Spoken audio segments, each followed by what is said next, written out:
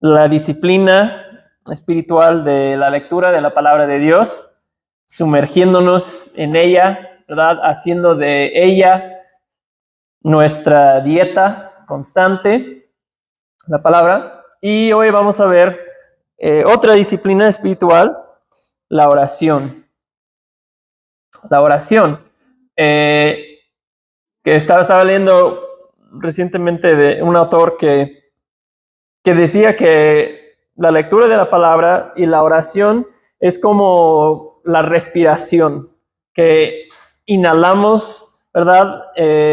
La palabra al leer y absorber la palabra de diferentes maneras, y orar es como exhalar, ¿no? Que entran las palabras y luego salen de nosotros después de habernos transformado, informado. Sale oración en respuesta a Dios. Entonces, él dice, tal como pues, necesitamos nosotros respirar continuamente nuestros cuerpos, ese respiración espiritual es algo que necesitamos de manera continua para nuestras vidas espirituales, ¿verdad? Porque, pues, ¿qué pasa si aguantas la respiración, si dejas de respirar? Pues primero te desmayas y al rato vas a morir, ¿verdad? Y es igual en nuestra vida espiritual. Necesitamos continuamente que entre la palabra de Dios y que en respuesta sale de nosotros oración a Dios.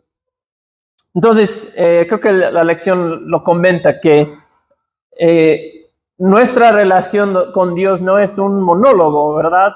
Él no es como que Él nos habla y nosotros pues calladitos pues hacemos lo que debemos hacer. No, es una relación que tenemos con Dios. Es diálogo con nosotros que Dios desea, comunicación con nosotros, ¿no? Así es como nosotros tenemos una relación unos con otros, es por medio de la comunicación, ¿sí?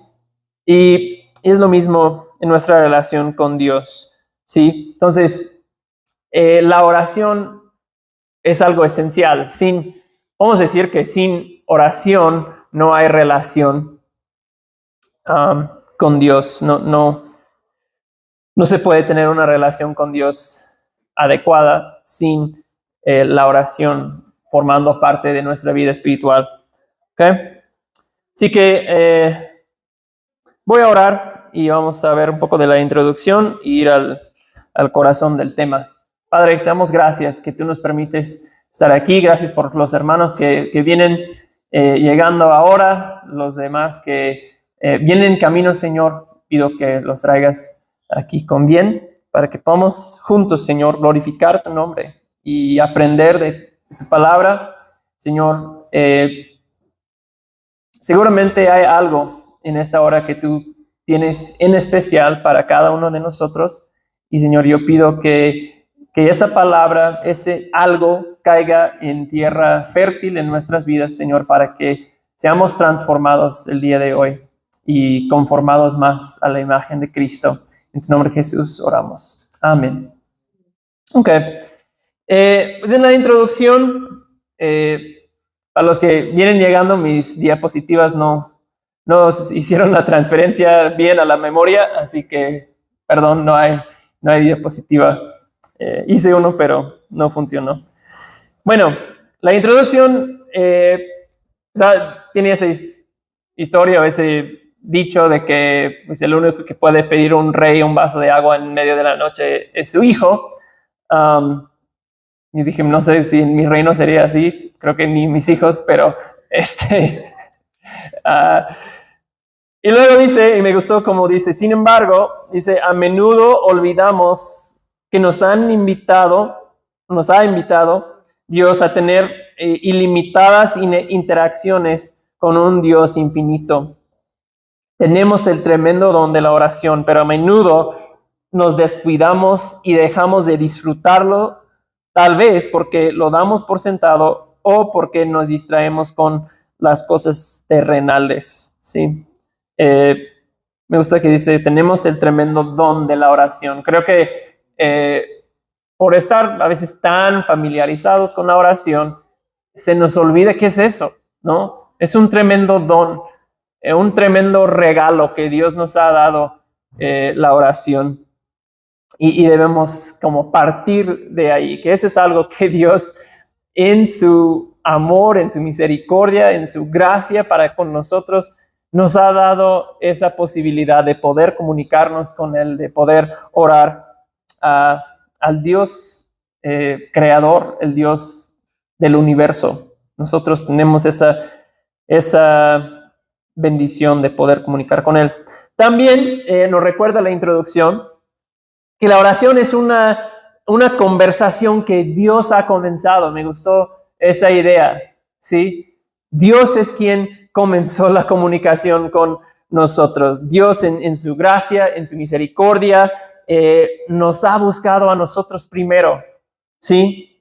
Ha abierto nuestros ojos para poder ver a Cristo y creer en Cristo. Esa es obra que comenzó con Dios, ¿no? Dios nos concedió, ¿no? Dios abrió nuestros ojos y oídos para ver a Cristo. Él inició esa comunicación, ese acercamiento a nosotros, ¿verdad? Dice Hebreos que Dios antes hablaba por medio de los profetas, pero en esos últimos tiempos nos ha hablado por medio de su Hijo, ¿sí? O sea que Jesús es esa comunicación, ese gran mensaje de Dios que Dios nos quiso comunicar. Entonces Dios, al enviar a Jesús al mundo, inició una comunicación con nosotros que ahora ha resultado en una relación que tenemos con Dios, y debido a esa relación podemos comunicarnos con Dios por medio de la oración, ¿sí? Y me gusta eso, que es una conversación que Dios ha comenzado.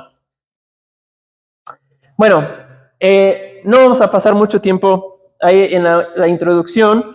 El corazón de la lección es la enseñanza de Jesús en Mateo 6, el Sermón del Monte. Así que vamos a ir ahí, a Mateo 6, en tu Biblia.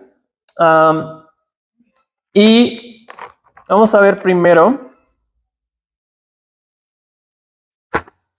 de versículos 5 al 8. ¿Alguien me ayude con la lectura de estos versículos? Mateo 6, 5 al 8. Ustedes oren, no sean como los hipócritas, porque ellos les gusta decir grandes sinagogas y en las esquinas de las calles para ser vistos por los hombres. En verdad les digo que ya recibido. Pero tú cuando ores, ten tu propósito, cuando hayas cerrado la puerta, ora a tu Padre que está en los secretos, tu Padre que ve en los secretos de Dios. Y al orar, no uses ustedes repeticiones de las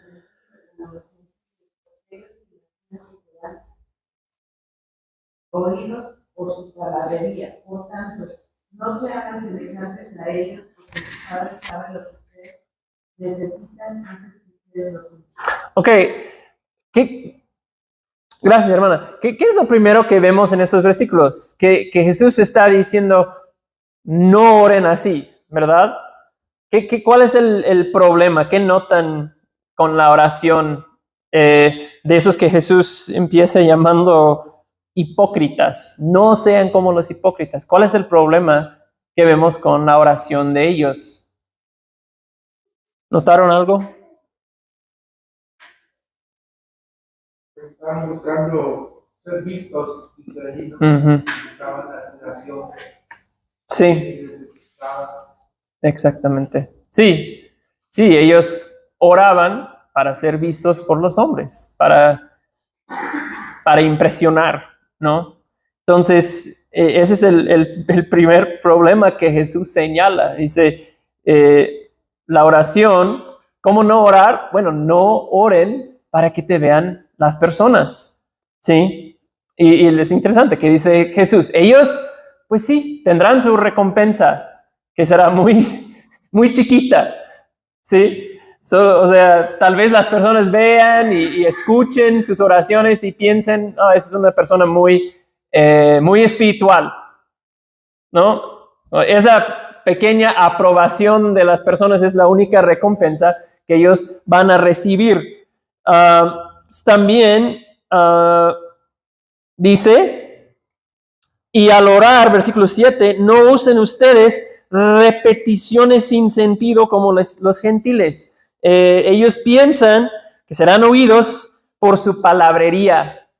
Entonces, Jesús dice también, tampoco oren con pues palabras vacías, ¿sí? Esa idea de palabrería, ¿no? Se refiere al mucho hablar, ¿no? O sea, Jesús está diciendo, oye, tu oración no es para convencerle a Dios que Él haga lo que nosotros queremos, ¿sí? Ellos imaginan que serán oídos por su mucho hablar, por su mucho orar. O sea, los hipócritas dicen, no, es que si oro con mucho fervor, con gran elocuencia, en lenguaje de la Reina Valera de 1909, no sé, entonces Dios me va a oír, ¿sí? Dios va a responder como yo quiero, ¿sí? Y dice, no, eso no funciona así la oración. Y el problema, como vimos cuando estudiamos el Sermón del Monte, es un problema del corazón en esos hipócritas, ¿no? Que oran para ser vistos, para convencerle a Dios a través de mucha elocuencia. A lo mejor con eso Dios ya nos hace caso, ¿sí? Están orando con motivos equivocados, ¿no? Su deseo realmente no es relacionarse con Dios. Su deseo no es buscar la bendición de Dios sobre sus vidas. Su deseo no es, a través de la oración, someterse a la palabra de Dios y ser usados por Él. No, su corazón de los hipócritas delante de Dios está mal. Su oración se está haciendo con motivos equivocados. Entonces, esa es como la primera parte que Jesús dice, oye, pues ustedes tienen ciertos ejemplos de la oración que han visto, las oraciones de los hipócritas. De entrada, les quiero comunicar que no oren así, no oren como los hipócritas. Y ahora Jesús nos va a dar otro ejemplo, un ejemplo de así sí debes orar, ¿sí? Y ese es lo que Jesús nos va a dar de 9 a 13, lo que llamamos el Padre Nuestro, pero realmente es un ejemplo de oración que Jesús enseña a sus discípulos. De hecho, en Lucas, el mismo relato que registra Lucas, los discípulos se acercan a Jesús y le hacen una pregunta. ¿Se acuerdan cuál es la pregunta ahí? Enséñanos a orar. Sí, esa es la pregunta que los discípulos tienen. Entonces, pues yo creo que sin importar cuánto tiempo tenemos de cristianos, tenemos esa misma necesidad. Señor, enséñanos a orar. Yo sé que pues yo vengo con esa necesidad el día de hoy. No he aprendido todo lo que necesito aprender acerca de la oración. Sigue siendo algo difícil para mí, pero sobre todo es así para los que pues a lo mejor cuando eres joven y no has orado mucho o eres nuevo en la fe, nuevo en la iglesia y ¿no? que tienes ese miedo a veces, si me piden a orar, ¿qué hago? ¿Verdad? No sé qué hacer, no sé qué decir para orar bien, cómo hacerlo bien. Bueno, eso es lo que Jesús nos va a enseñar,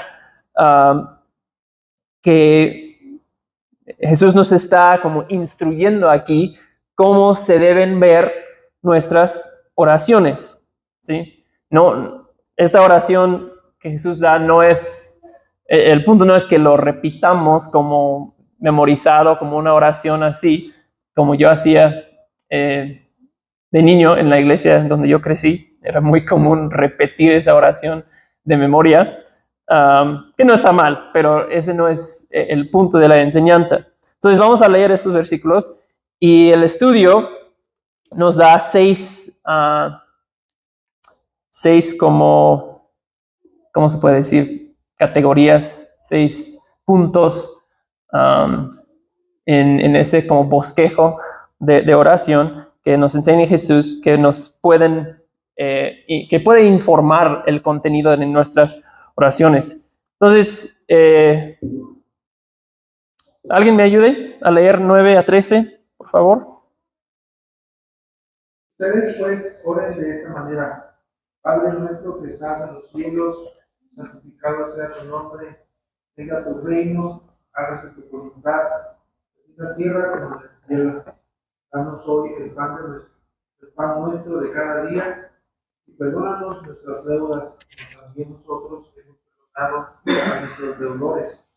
No nos dejes caer en tentación, sino líbranos del mal, porque tuyo es el reino y el poder y la gloria para siempre.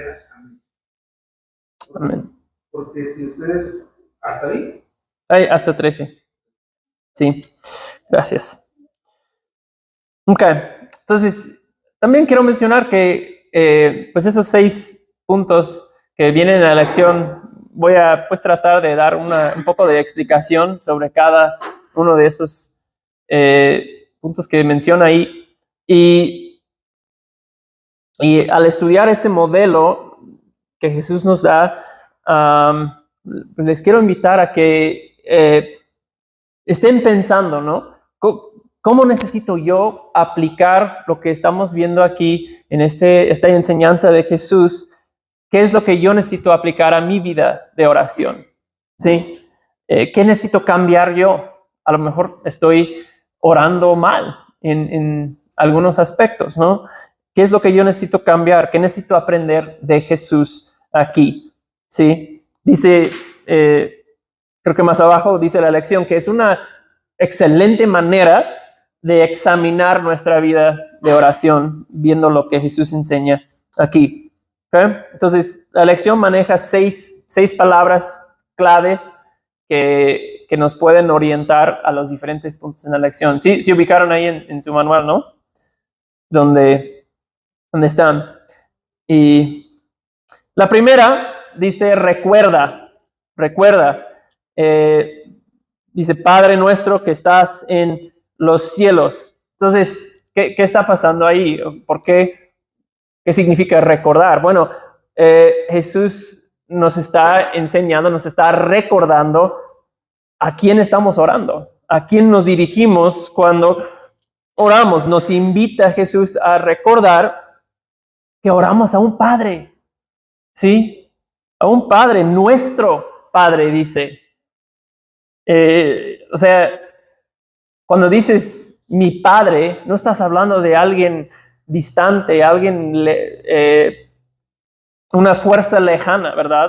Cuando oramos nuestro Padre, nos dirigimos en oración a alguien que conocemos, ¿no? No es algo allá que esperemos que nos oiga y responde una fuerza desconocida. Jesús nos invita a orar usando ese lenguaje íntimo, ese lenguaje de familia,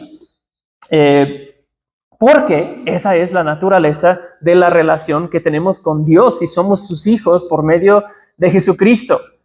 Él es nuestro Padre, entonces debemos dirigirnos a Él como un Padre.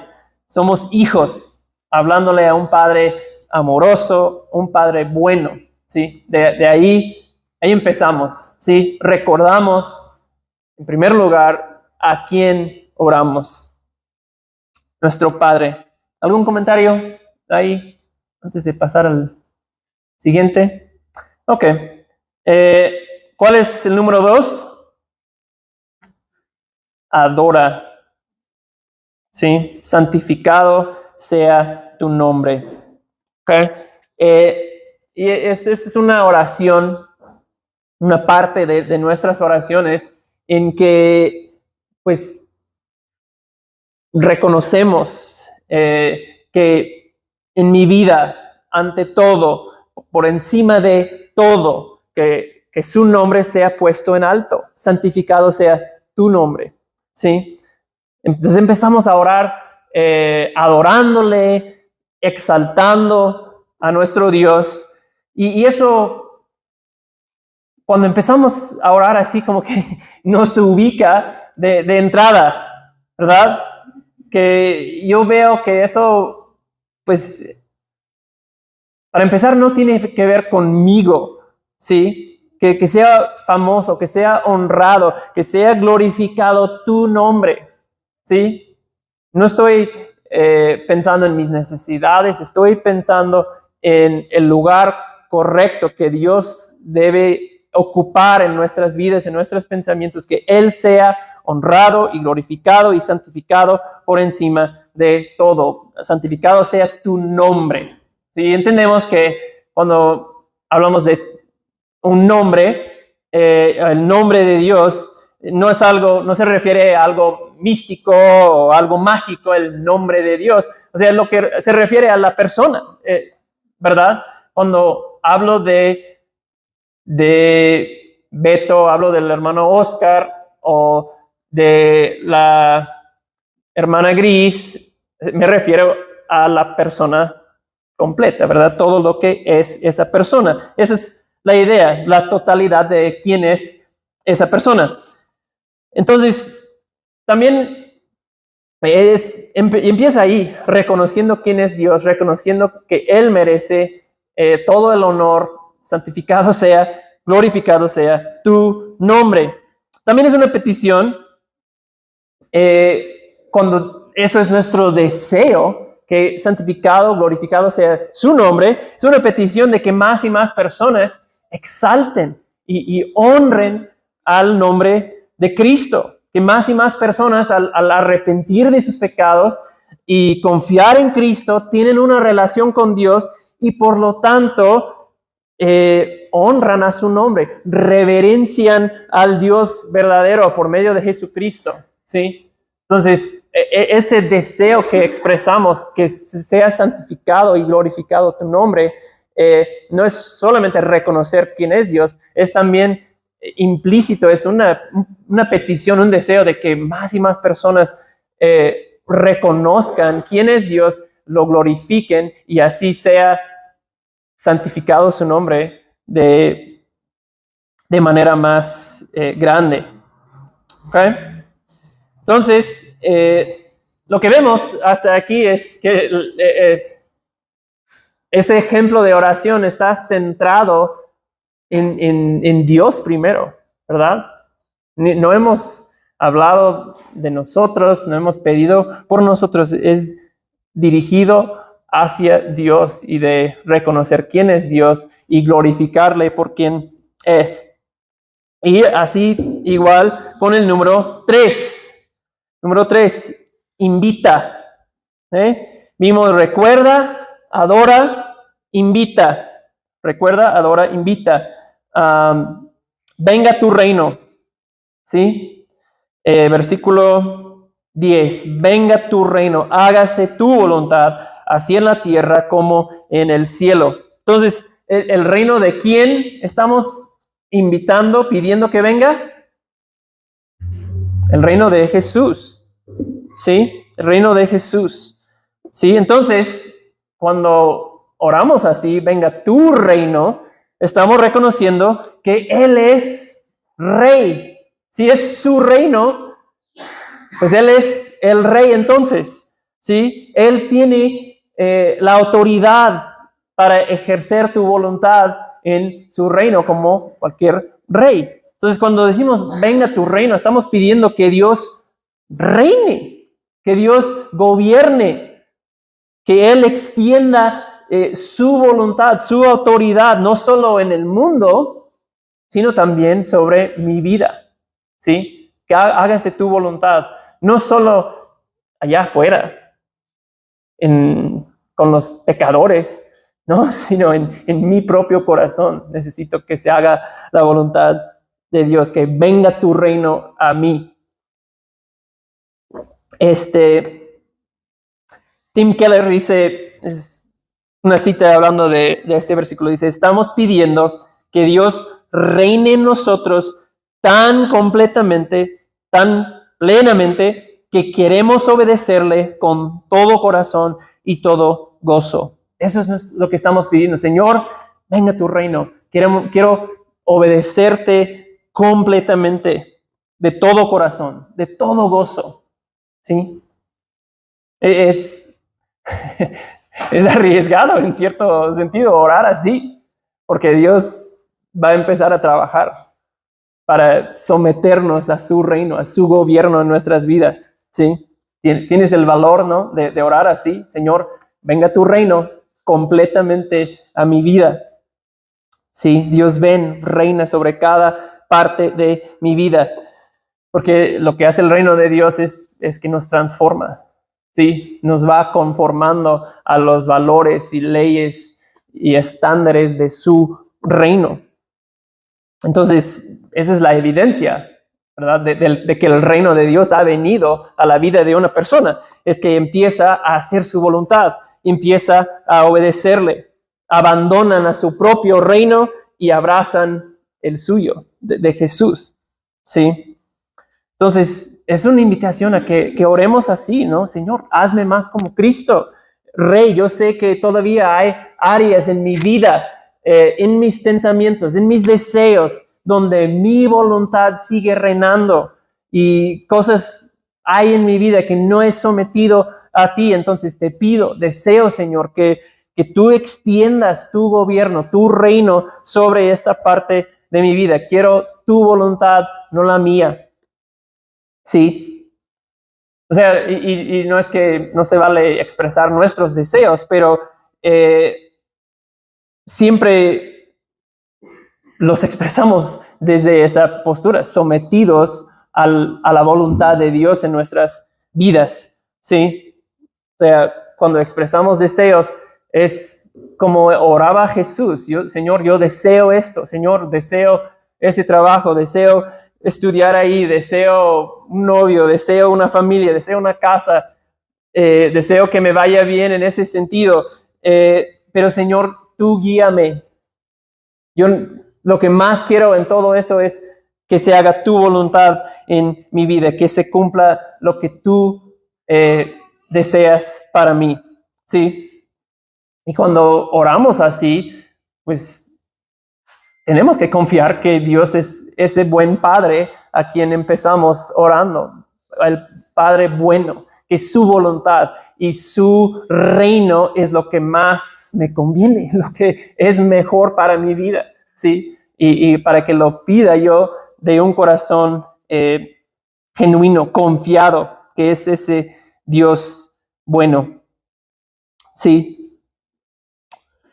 Entonces, como ya vimos, pues es esa primera parte es oración, vamos a decir, Dios-céntrica, ¿verdad?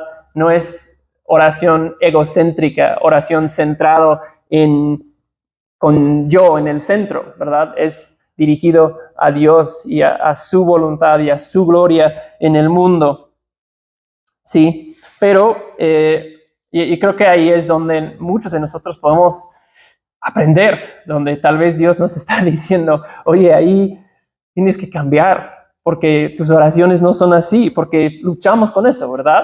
Que tenemos poco tiempo para orar quizás, y así empezamos, Dios, ayúdame con esto, y tengo un examen al rato, y que me ayudes en esa entrevista del trabajo, y esa cita que tengo, y pues, que me caiga más chamba y ayúdame con los pagos. O sea, empezamos así porque son necesidades reales y se vale orar por esas cosas, pero Jesús nos está modelando un orden invertido, ¿sí? De lo que muchas veces hacemos, ¿sí? Porque tan fácilmente es que de repente todo gira alrededor de mi agenda y lo que yo necesito.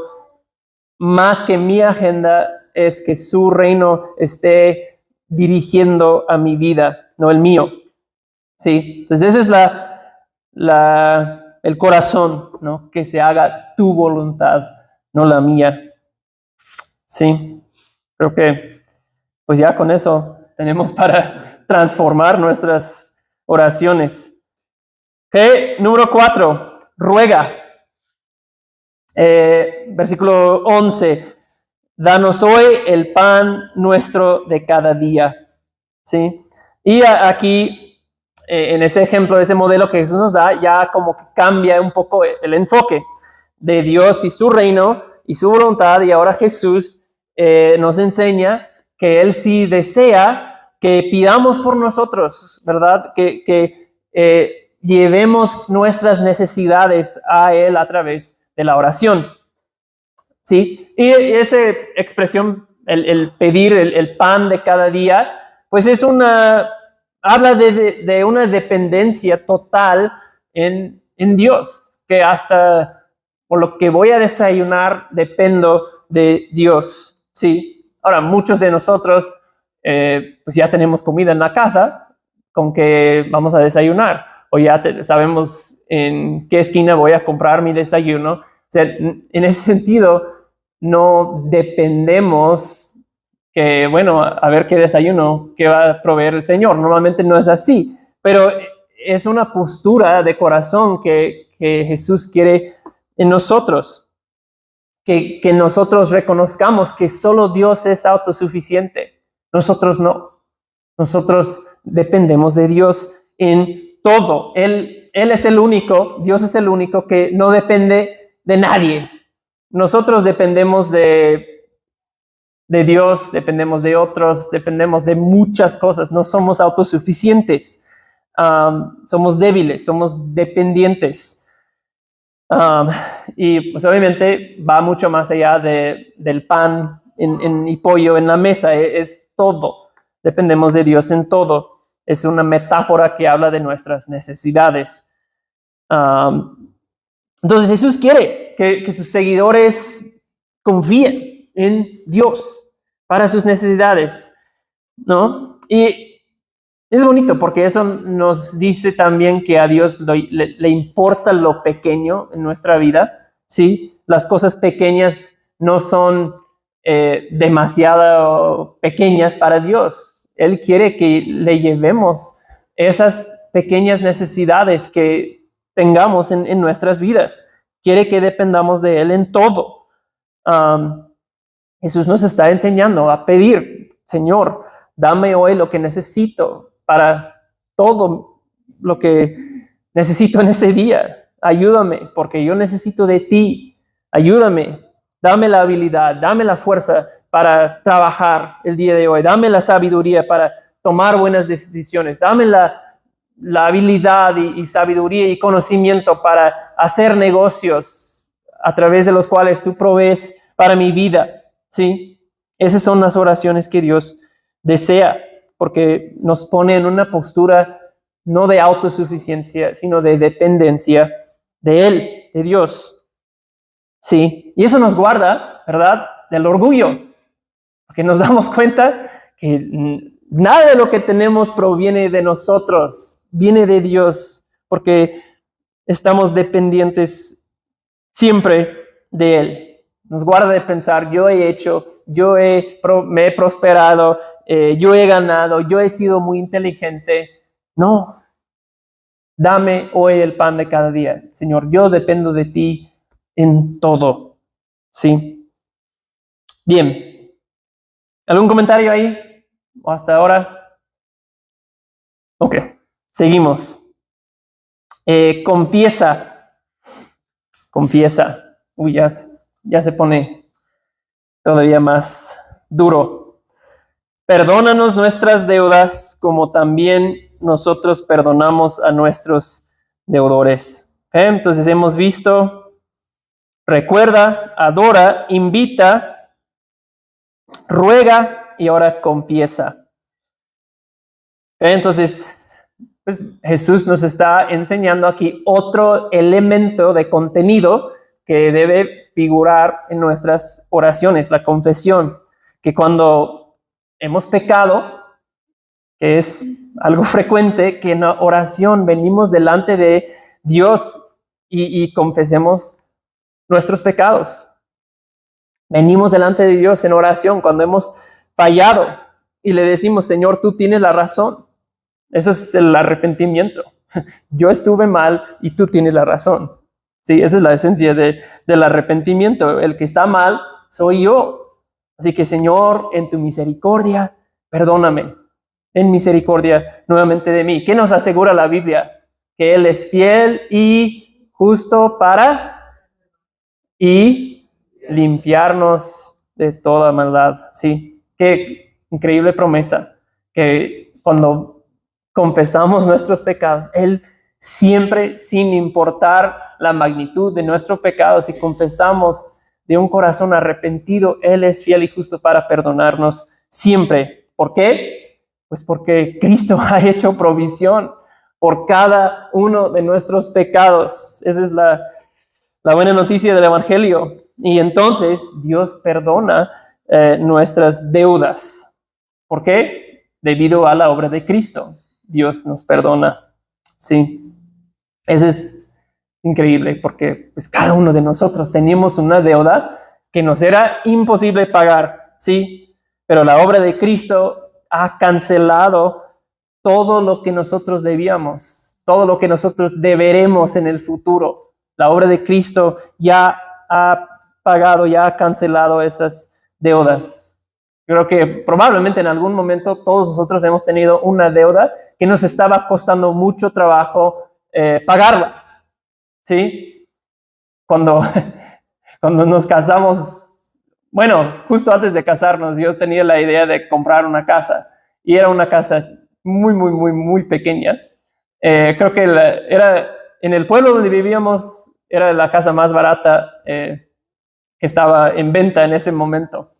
Pero yo tenía la idea de que yo iba a mejorarla y iba a ganar un dinero ahí, mejorando la casa y ya vendiéndola en unos años. Bueno, era en 2007 y en 2008 el mercado de bienes y raíces se fue al piso y perdí mucho dinero ahí. Entonces yo tenía una deuda que me costaba mucho trabajo pagarla, porque cuando nació Shania y luego Delia, la casa nos quedaba muy chiquita y no tenía dinero para extenderla. Entonces ahí estuve yo por unos años. Pero ¿qué pasa si tú has estado en esa situación cuando alguien dice, oye, te perdono la deuda? El banco no me hizo ese favor, pero es como un gran alivio, ¿verdad? Ay, gracias a Dios, ya no me va a exigir que le pague todo lo que debo, ¿sí? Eso es lo que nos pasó a nosotros. Y lo que podemos recordar cada vez que pedimos al Señor que nos perdone nuestras deudas. Al Mohler dice, comentando sobre este texto, que si esto no nos sorprende, entonces nos hemos familiarizado demasiado con el Evangelio y la gloria de la gracia de Cristo. O sea, se ha vuelto algo común y corriente la gracia y la gloria de Cristo en el Evangelio. Dice, la extravagante misericordia de Dios mostrada en esta petición debe estar en nuestros labios y en nuestros corazones todos los días. La extravagante misericordia de Dios en perdonarnos nuestras deudas debe estar algo constante en nuestros labios y en nuestros corazones. Me gusta eso. Y eso nos recuerda también que la realidad del pecado no confesado, eso va a interrumpir nuestra comunión y comunicación, intimidad con Dios. Va a debilitar y hacer ineficaces nuestras oraciones. Sí, la Biblia habla de esto. Entonces, tenemos que recordar eso y pedirle a Dios constantemente que perdone a nuestros pecados para que no se genere esa barrera que puede existir entre nosotros y una comunión e intimidad con Dios. Y la segunda parte, perdónanos nuestras deudas, como también nosotros hemos perdonado a nuestros deudores. Hay otro elemento ahí que todavía es más difícil a veces, nosotros perdonar a nuestros deudores. Entonces la idea es que si no hemos perdonado a los que han pecado contra nosotros, pues es una señal de que no estamos nosotros en relación correcta con Dios. ¿Cómo podemos recibir nosotros el perdón de todas nuestras deudas, perdón de todos nuestros pecados y negar perdonar a otro? ¿Sí? Si no estoy dispuesto a perdonar a otro por algo que me ha hecho a mí, es probable que no entiendo yo el perdón que yo he recibido por medio de Cristo. ¿Sí? Y entonces nos volvemos muy hipócritas cuando hacemos la primera parte y no estamos dispuestos a hacer la segunda parte, ¿no? Venir delante de Dios y decir, Señor, perdona mi pecado, te fallé otra vez, perdóname, Señor, límpiame con tu sangre. Pero aquel que ha hecho algo contra mí, no, ese no lo perdono. Él es que ya me ha ofendido 2 veces, ¿verdad? Aquel que ya le dije 3 veces y sigue sin entender. No, ahí, Señor, mejor derrama fuego y ira y consúmalos, ¿sí? O sea, esa es la actitud hipócrita, ¿no?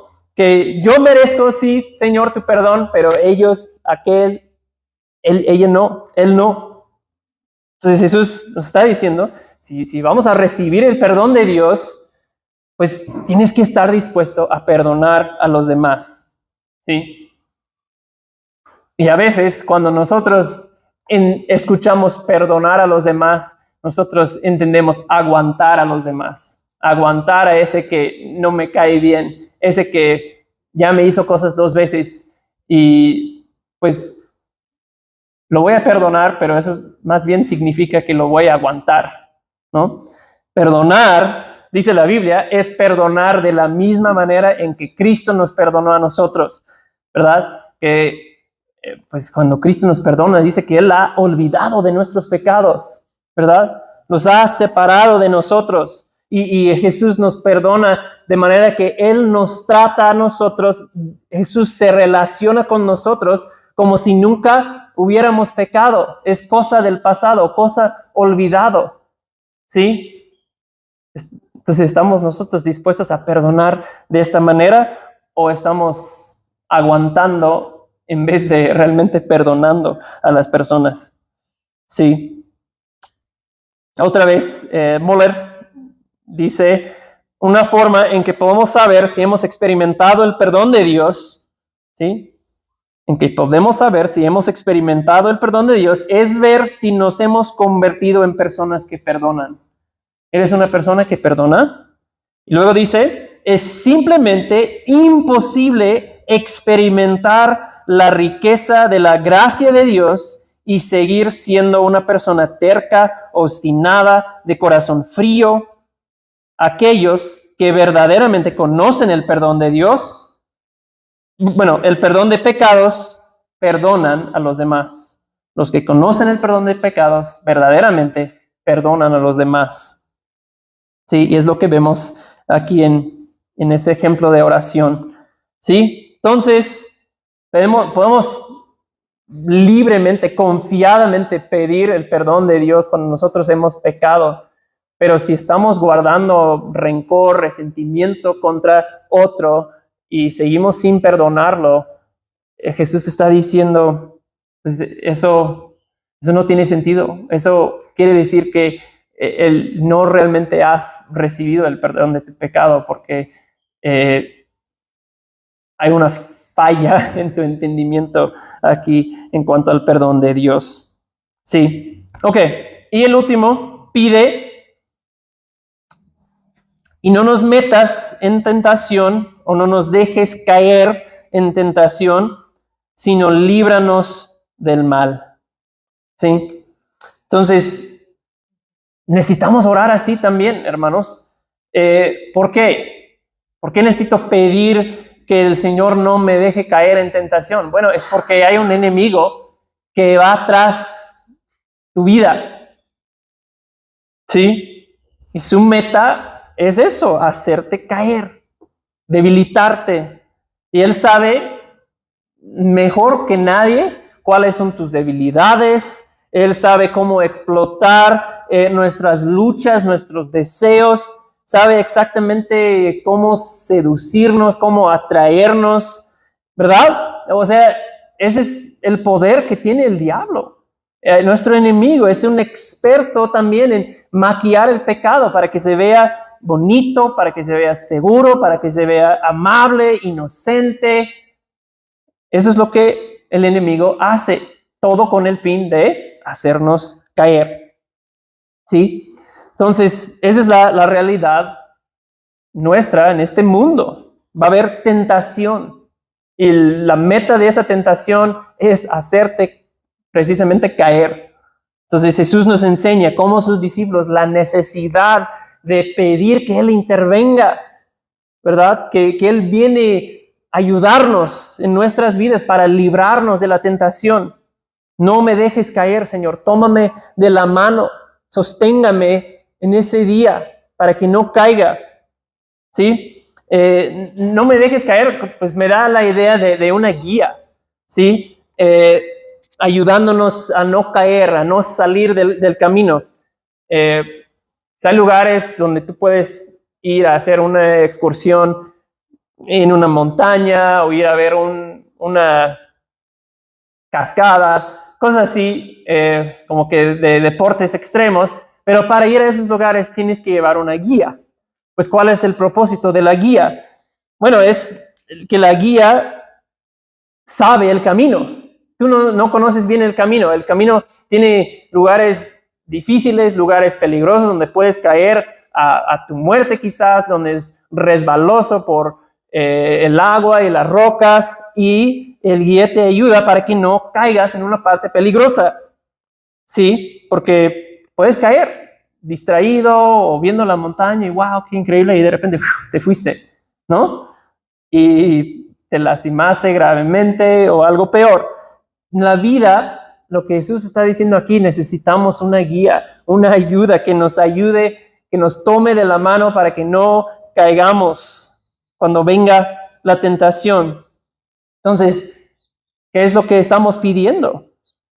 No me dejes, Señor, caer en tentación. Señor, soy débil, soy vulnerable a las tentaciones. Hay tantos peligros allá afuera. Tómame, Señor. No me dejes caer, ayúdame. ¿Sí? Sino, dice, líbranos del mal. Muchos dicen que se puede traducir líbranos del maligno, ¿sí? Que es líbranos de ese enemigo que va tras nuestra vida. ¿Sí? Y la idea de librarnos, a mí me habla de la idea de pedir ayuda antes de enfrentar la tentación. Si estoy pidiendo antes de llegar al mal o a la tentación del maligno, Señor, líbrame cuando llegue ahí.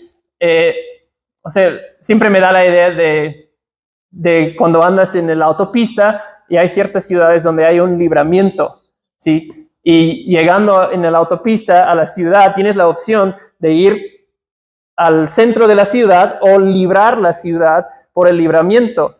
Bueno, el libramiento viene antes de que entres en la ciudad para que la libres y no te metas en el tráfico y la congestión ahí de la ciudad. Entonces, esa es la idea, que tú debes, cristiano, como Jesús nos enseña aquí empezar o incluir en tus oraciones ese tipo de peticiones, ¿verdad? Señor, yo no sé qué tentaciones me quedan por delante en este día, pero líbrame, muéstrame la salida. Cuando llegue ahí y estoy sintiendo la tentación, estoy sintiendo el peligro, muéstrame el libramiento, muéstrame la salida para que no caiga yo en esa tentación, ¿sí? Esa es la idea. Primera de Pedro dice que el diablo anda como león rugiente buscando a quien devorar, ¿sí?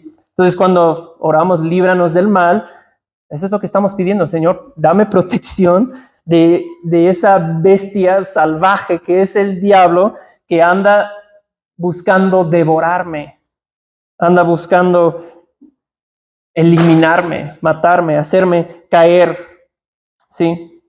Entonces, si uno sabe que vas a enfrentar peligro en el camino, pues nada más nos vale pedir ayuda antes de llegar allí, y precisamente eso es lo que Jesús nos está enseñando. Sí, bien, esos son los 6 puntos que vienen en la lección. Y dice al final del libro, la oración es lo más fácil y a la vez lo más difícil que podemos hacer. Y pues creo que es así, en un sentido es sumamente fácil orar.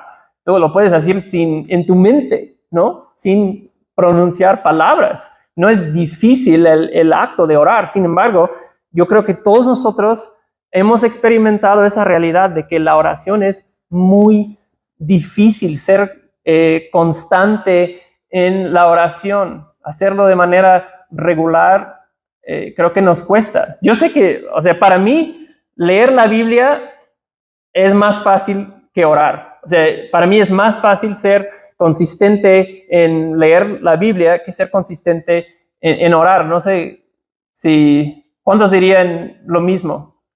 Levánteme la mano. Tal vez la mitad. ¿Okay? Los demás, no sé, son muy espirituales. Pero creo que hay unas estadísticas por ahí que hicieron en una conferencia donde las personas fueron a una conferencia sobre la oración. Y pues como esas personas que pagaron y apartaron tiempo para ir a una conferencia sobre oración. Y las estadísticas que sacaron de las 1,000 personas que fueron a esa conferencia es sorprendente.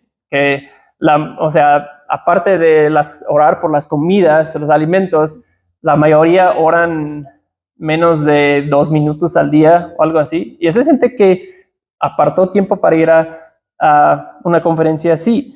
Y creo que es cierto, ¿verdad? Lo que dice aquí es lo más fácil y a la vez lo más difícil que podemos hacer. Y probablemente es por eso. El pastor Warren Wiersbe dice, Satanás nos quiere convencer que la oración es una pérdida de tiempo. ¿Sí? Esa es la cita. Satanás nos quiere convencer que la oración es una pérdida de tiempo. Si realmente, si hay una actividad que dices, no, eso es muy, muy provechoso, probablemente vas a apartar tiempo y vas a asegurar que lo haces, ¿sí? Pero Satanás constantemente nos quiere convencer que no, eso, pues sí, creo en la oración, pero como que en el fondo no creemos que realmente sirve. ¿Sí? Eso es lo que Satanás constantemente nos quiere convencer.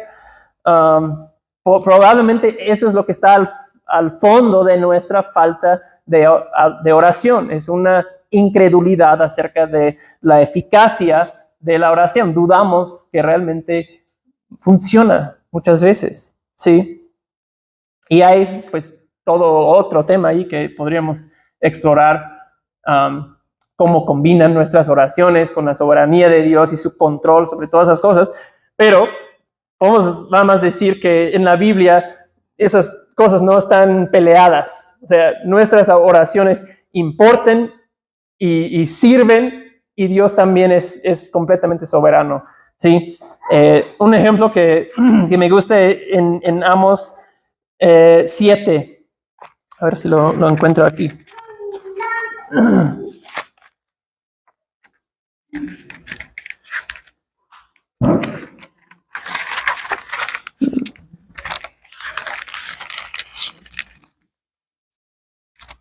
Ahí está. Amos 7.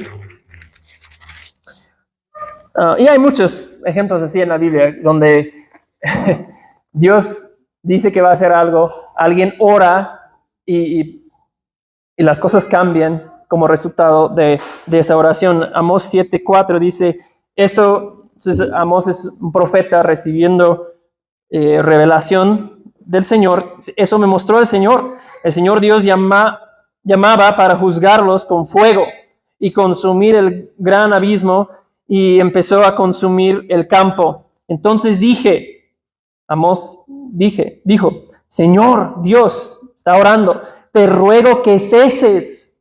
¿Cómo podrá resistir Jacob si es tan pequeño? Señor, somos pocos, te pido que ceses ese juicio que estás trayendo sobre nosotros. Y dice 6, el Señor se apiadó de esto. Esto tampoco sucederá, dijo el Señor Dios. ¿Vieron lo que pasó ahí? En esa oración de Amós, Dios le muestra una foto de juicio que va a venir sobre su pueblo, sobre el pueblo de Dios, y Amós se puso a orar y a rogar que cesara a Dios, interceder por su pueblo. Y dice, versículo 6, que el Señor dijo, ok, no sucederá. O sea, la Biblia lo presenta así, tenemos que leerlo de esta forma.